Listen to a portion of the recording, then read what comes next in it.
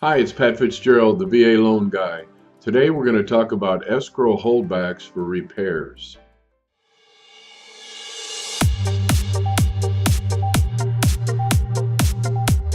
So today we're going to talk about escrow holdbacks. So what does that really mean and why is it needed? Well, many times when there are repairs that show up on an appraisal that need to be done prior to the lender closing it, possibly some cosmetic work needs to be done, or maybe even there's a missing air conditioning condensing unit outside, or maybe there's no carpet in the house or something like that. Many times these things can be done with what's called a very simple escrow holdback. So, and many times the seller of the property, like I have one going through right now, they're elderly and they can't do the repairs. They have the money to pay for it, but they just don't have the ability to do the repairs. So what we do is we find out what the repairs are. We hold back some money from the seller at closing to get these repairs done.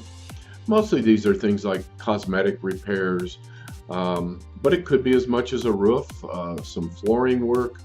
It's never foundation or room additions or a kitchen rehab or anything like that.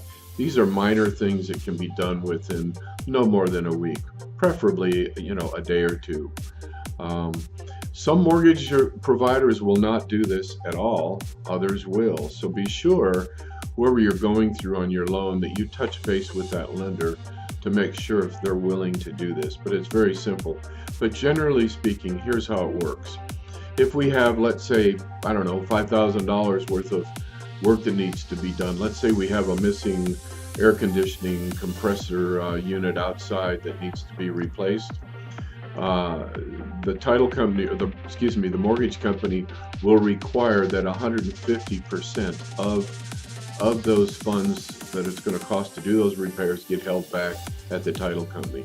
So a quick example of that is if we have $5,000 worth of work that needs to be done in the home, the lender is going to instruct the title company to hold back $7,500, 150% of whatever the repairs are.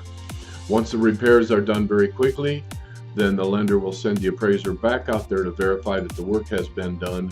And as soon as that's done, then the money is released to the vendor that did the work, and the remaining money, that extra 50%, is returned to the seller for their proceeds. So that's pretty much how it goes. This may create more questions, and if it does, I'm always here for you. So I tell everybody it doesn't cost a penny to talk. So if you have questions now or anytime, don't hesitate to call me. I'm at 210-215-4400. Once again, 210-215-4400. Thanks for tuning in.